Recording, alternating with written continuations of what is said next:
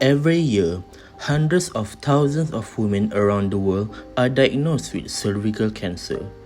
But what is cervical cancer actually? Cervical cancer is a disease that begins in the cervix, the lower part of the body that connects to the vagina. The good news, it is one of the most preventable types of cancer if it is caught early. So to catch it early, first we need to understand it. Cervical cancer usually develops slowly, starting with abnormal changes in the cells of the cervix. Most of these changes are caused by the virus called HPV or human papilloma virus, which is spread through sexual contact. In its early stages, cervical cancer might not show any sign or symptoms at all, and that's what makes it very dangerous. However, as it grows, the body starts to send out warning signals. Here are some of the symptoms that you should watch for. Firstly, unusual vaginal bleeding, especially after sex, between periods, or after menopause. Watery or even foul-smelling vaginal discharge. Pelvic pain or pain during intercourse. These signs don't always mean cancer, but they should never be ignored. Early detection saves lives. To understand more about cervical cancer, let's have a talk with our expert, Dr. Akila, a medical officer who is experienced in obstetrics and gynecology. Okay, so today we are with Dr. Akila here. So Dr. Akila is generous enough to give some of her time to answer some questions for the interview. So Dr. Akila, tell us a bit about your background. Hello, hi, my name is Dr. Akila binti Muhammad Noor. I graduated from MSU IMS at Bangalore campus, India. I did my housemanship at Hospital Tuanku Fauzia, Perlis, and then I became medical officer at KK UTC Perlis, and then I pursued my career in private practice. Currently, I'm a resident doctor at Mediclinic Rakyat Dr. Naim Ahmad Ipoh branch. We deal with multidisciplinary medicine, such as chronic disease, minor surgery, but particularly in antenatal and also women's health. Okay, I see. So today I'm going to ask you a few questions about cervical cancer, which is our topic for today. So can you tell us why cervical cancer is still a major health concern today? Okay, so why cervical cancer is a major health concern? It is because it's the fourth most common cancer in women globally, with high incidence and also high mortality rates, usually seen in low and middle income countries. This is mainly due to inequalities in access to HPV vaccination, screening and also treatment services, and some risk factors including HIV prevalence, social and also economic determinants such as poverty. And it is important because cervical cancer, if we diagnose early and we treat it properly, it can be cured. Okay, so you mentioned HPV virus, is it? So is that what actually causes cervical cancer?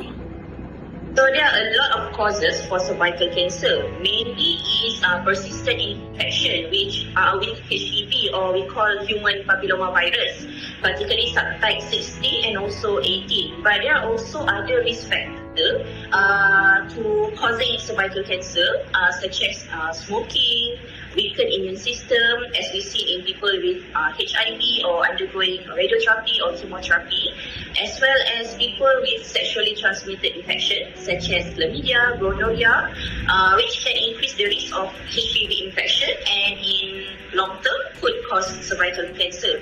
There are also some other causes like multiple pregnancy, younger age group, and also some studies shown that long-term use of birth control pills can also become causes leading to cervical cancer. Okay, I see. So there are actually a lot of causes for cervical cancer, not just HPV.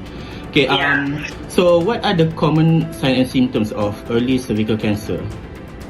So for signs and symptoms of cervical cancer, the commonest one is abnormal vaginal bleeding. So abnormal vaginal bleeding can be classified into many types, but the commonest one is dysmenorrhea, which is prolonged menses, and intermenstrual bleeding, or bleeding between menses, postcoital bleeding or bleeding after intercourse, and postmenopausal bleeding, which is bleeding after menopausal period. So either one of these type of abnormal bleeding should warrant a further investigation to exclude cervical cancer. Also, there are abnormal vaginal discharge. So normally in women, normal vaginal discharge is clear or like milky white color, and it is odorless. But if there's any changes in amount, color, and foul smelling, we should get investigated, because it is not normal to have scanty amount or abnormal color or also foul smelling color in your vaginal discharge. And then there could also be pain in pelvic area or persistent lower back pain despite treatment. And in some patients, they will develop pain during intercourse, or we call it dyspareunia, and also persistent urinary tract infection. And in advanced or later stage, these people will have some history of weight loss and complaint of fatigue, and also they could develop swelling in the legs. Okay, I see. So, how important actually is early screening, such as Pap smears for women? Okay, so like I said earlier, if we diagnose early and we treat it properly, cervical cancer can be cured. So in Malaysia, we use CYTOLOGY method to as a screening tool for cervical cancer. So the CYTOLOGY method can be divided into two. It's either conventional or liquid-based cytology. So depending on the facilities, either two of these methods can be used as a screening for cervical cancer. But the commonest one is the conventional Pap smear method. So COJ guideline also recommends screening as early as age 21, regardless of when sexual activity begins. And in high-risk group of people, screening should be done yearly in order to get the diagnosis early. Because if we diagnose cervical cancer early, we can treat it. Okay, I see. So, thank you so much, Dr. Akila, for all of those insightful information that you have given us. So, before we end, do you have any final advice for all the women out there? Okay, so for all the women out there, first of all, please get HPV vaccine, because under NWICH program, we can get it for free as early as age 13 years old. It is 2 or 3 doses depending on the age which you first get your first vaccination dose. And please complete your HPV vaccination preferably before you started having sexual activity, because when you start having sexual activity, the risk of getting cervical cancer is higher. And then to all the women out there, please educate yourself with knowledge, and also love yourself, because if you love yourself, you will prioritize both your physical as well as your mental health. And it is very important to maintain a stability in both aspects of this health in your life. Okay. So thank you, Dr. Akila, for your time. So that's all from us. Thank you so much. Okay. Okay. Okay. Early indicator may include abnormal vaginal bleeding, unusual discharge, and also pain during sexual intercourse. The patient should remain draped until everything is ready. Ensure all necessary equipment is ready prior to starting. Hand hygiene should always be performed before entering the room, before and after using gloves. This is called the dorsal lithotomy position. Take care to maintain draping during repositioning. If there are no foot supports available, ask the patient to bring their feet together and close to the buttocks, with the legs relaxed to the sides. This is called modified lithotomy, butterfly or frog leg position. If the cervix is difficult to visualize in the modified lithotomy position, ask the patient to place both fists or an inverted bedpan beneath their sacrum. Another technique involves asking the patient to bring their knees to their chest. During pelvic exam, signs may include ulceration on cervix, tissue that bleed, open contact, and also enlarged or irregularly shaped cervix. Every 2 minutes, a woman loses her life to cervical cancer. Yet, the disease is largely preventable. To understand how we can stop it, we must uncover how it begins. Human papillomavirus, or HPV, is the leading cause of cervical cancer. To understand how HPV infection leads to the development of abnormal cervical cells, and, if left untreated, to cervical cancer. Let's first take a look at a healthy cervix. The vagina opens to the outermost section of the cervix, the ectocervix, while the 3 centimeter structure connecting the vagina to the uterus is the endocervix. The epithelial lining of the ectocervix sits above the basal cell layer, directly adjacent to the dermis. HPV most commonly infects basal cells through small microtears in the epithelium, typically following sexual contact. It's here that stem cells replicate and then differentiate to become the cells that make up the epithelium. Infection of these cells by HPV can lead to a productive HPV infection. Among many types of HPV, the most insidious causing cervical cancer is HPV-16 and HPV-18. Infection in which new copies of the virus are produced. As they mature, infected epithelial cells support the replication of viral DNA and production of capsid proteins needed for viral packaging and release once the infected cells reach the surface of the epithelium. HPV produce protein E6 and E7 which disable the cell natural defense mechanism. E6 target the P. Further progression of the HPV infection results in changes in the epithelium that are detectable by Pap testing. Even HPV infections that produce abnormal cervical cells are often cleared by the immune system, but some HPV infections are persistent. Cervical intraepithelial neoplasia or CIN is a precancerous alteration that precedes the transformation. If treatment not received, CIN2 and CIN3 have a greater chance of developing into invasive cancer. CIN can be categorized by severity into stages graded from 1 to 3, with CIN3, SIN3, representing the immediate precursor to cervical cancer.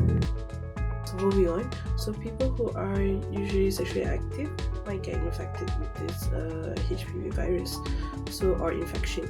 So as you can see, the high risk of HPV can lead to changes in the cervical cells that will lead to causation of dangerous precancerous lesion. And if it's the dangerous precancerous lesion is not found or removed immediately, it will cause to cervical cancer. Besides that, reproductive factors will also cause this disease, as due to the high parity or multiple pregnancies, or even by the usage of oral contraceptives, it would cause the cervical cancer disease. Previous assistance was just on carrying out a screening tests such as the Pap smear test, as shown in the video. So your gyno said it's time for a Pap smear. A Pap smear is a quick test to check for abnormal cells on the cervix, which is the lower part of your uterus. A medical professional uses a speculum to gently open up your vagina so they can see your cervix. They'll then use a tiny brush, swab, or spatula to collect a few cells that are sent to a lab to check for abnormalities. So for the type of diagnosis test also, as a doctor, it was just like punch biopsy. It was also a little bit like a harsh one, right? But it's named that because it uses a sharp tool to pinch off small samples of the cervical tissue, and also the endocervical curettage that uses a small spoon, small shaped instrument, which is called a curette, or a thin brush to scrape the tissue off the cervical, scrape the tissue sample from the cervical area. And if the results are very alarming, there are more tests to be done, such as the electrical wire loop and also cone biopsy. If a Pap smear or HPV test finds abnormal results, the next step may be a cervical biopsy. It's done with a magnifying device called a colposcope. To better see any abnormal cells, the doctor may wash the cervix with a special solution that causes these cells to change color. If they see anything suspicious, they can take a small tissue sample. One way to do this is to numb the cervix, hold it steady, and use a special instrument to retrieve tissue. A lab will study this tissue for signs of cancer. Okay, I'm Nabil and I will be the interviewer for today's session. And we have a patient that has undergone cervical cancer treatment. And to start, could you share a bit about your experience about cervical cancer treatment? Sure. When my sister found out that she had cervical cancer, the doctor told her about different ways to treat it depending on how far it has spread. She had surgery to remove her cervix and some nearby tissue, but they left her uterus so that she could still have kids if she wanted. After that, she had radiation therapy to make sure any leftover cancer cells were gone. Oh, that sounded like a very detailed approach. And could you explain more about other alternative treatments for the cervical cancer? Yes, besides surgery, there's chemotherapy, which means taking medicine that kills cancer cells. Radiation therapy uses strong rays to kill cancer cells, and it can be done from outside the body or by putting a small radioactive source near the cancer inside the body. If the cancer is more advanced, sometimes bigger surgeries are needed to remove more organs to stop the cancer. And how about the side effects and recovery? Is there anything that the patient should expect from the recovery? Side effects depend on the treatment. Surgery can take time to heal, especially if it's a big operation. Radiation and chemo can make you tired and stick to your stomach. Doctors usually explain what they expect and help you through it. You also need regular checkups to make sure the cancer is gone and to handle any problems. It's a disease that affects many women worldwide, but the good news is it is largely preventable. These are the simple steps that you can take to protect yourself and your loved ones from cervical cancer. First, as you can see, is the HPV vaccine. The best way to prevent cervical cancer is to get HPV vaccine, and this vaccine can protect you against the most dangerous types of HPV. And the second one is practice safe sexual intercourse. By practicing safe sexual intercourse, it can help in reducing your risk of getting cervical cancer. Using condoms can lower the chance of catching HPV and other infections. And the third one is don't smoke. Smoking is another factor that can increase your risk of getting cervical cancer. It weakens your immune system and making it harder for your body to fight the HPV infection. The fourth one is regular screening tests. Regular screening tests are crucial in preventing cervical cancer. The Pap smear test can be used to look for early changes in cervical cell before the cancer develops. And cervical cancer is highly preventable with this simple step. And by taking action now, you can protect your health and encourage those around you to do the same. Remember, prevention and early detection are always the key to a healthy future.